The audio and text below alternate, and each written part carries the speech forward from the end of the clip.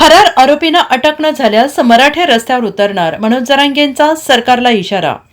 बीड जिल्ह्यातील मस्साजोग येथील सरपंच संतोष देशमुख यांच्या हत्येतील मुख्य आरोपी अद्यापही मोकाटच आहेत।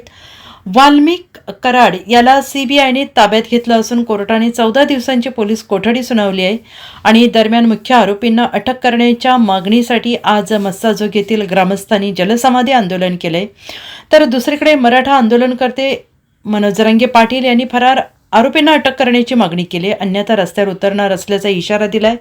मराठा आंदोलनकर्ते मनोज जरांगे पाटील यांनी आज माध्यमांसोबत संवाद साधलाय आणि यावेळी त्यांनी राज्य सरकारला इशारा दिला आहे। जरांगे पाटील यांनी म्हटलंय की सरपंच संतोष देशमुख हत्या प्रकरणातील अजूनही मुख्य आरोपी फरार आहे। सर्व आरोपींना अटक होऊन न्याय मिळावा अशी आमची इच्छा आहे। वाल्मिक कराड याला अटक झालेली आहे आणि आता मोठे मासे सापडतील। आरोपींना अटक झाली नाही तर आम्ही रस्त्यावर उतरणार असा इशारा मनोज जरांगे पाटील यांनी दिला आहे।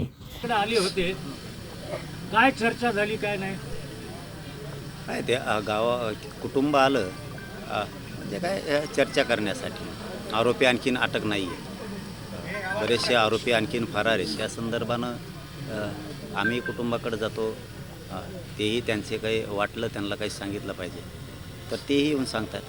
त्या पद्धतीनं जसं त्या कुटुंबाला न्याय पाहिजे त्या न्यायानुसार आम्ही लढतो आणि आमची सगळ्यांचीच इच्छा आहे की त्या सगळ्या आरोपींना अटक होऊन त्यांना कठोर शिक्षा झाली पाहिजे, ही सगळ्यांची भूमिका। आणि त्यासाठी आता राज्यभर मोर्चे सुरू झाले। सरकारी वकिलांना ऐन टाईमला केस लढायलाच नकार दिला नाही, त्याबद्दल मी काय माहिती घेतली नाही, ते रात्रीचा प्रकार आहे। काय आता माहिती घेऊ आम्ही त्याची, काय असं ऐन वेळेचं काय माहीत नव्हतं काय होतं। महाराष्ट्रामध्ये शेकडो पोलीस आहेत, परंतु वाल्मिक कराडला ते अटक नाही करू शकले। काय तो भाग आता वेगळा आहे, आता झाली, आता पुढच्या काळात सगळे सापडतील। याच्यामध्ये कोण कोण मोठे मासे आहेत ते सगळं सापडलं। धनंजय मुंडे म्हणाले की मला राजकारणातून संपवण्याचा प्रयत्न करत आहेत काही लोक, माझा या प्रकरणाशी कुठलाही संबंध नाही आहे की नाही आता ते सिद्ध होईलच ना। आता चौकशी सुरू होईल।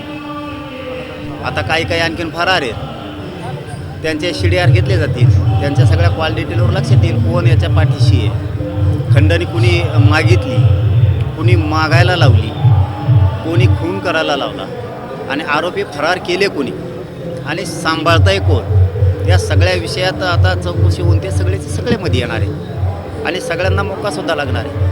302 मध्ये सुद्धा जाणार आहेत आणि सामूहिक कटासुद्धा येणार आहे। आणि हे जर सरकारने नाही केलं तर पुन्हा एकदा रस्त्यावरती मराठी येणार आहे। एवढी मोठी पोलीस यंत्रणा आहे परंतु 3 आरोपी अजूनही सापडत नाहीयेत, काय म्हणाले आपण? त्यांनी काहीतरी शब्द दिलाय वाटतं की इतक्या दिवसात करू, तितक्या दिवसात कुटुंबाला बहुतेक नाही झालं तर आहेतच ना।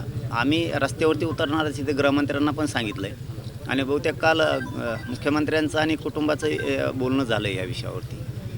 परंतु सरकारने दिलेला शब्द आणि मुख्यमंत्र्यांनी जो शब्द दिला त्या दिवशी की मी सगळ्यांना सजाच लावणार, सगळ्यांना अटकच करणार, या विषयावरती त्या शब्दाला ते खरं भरतील, नाही भरले तर रस्त्यावरती आम्ही येणार आहे। गृहमंत्र्याचं अपयश। Bureau report SBN Marathi Beed.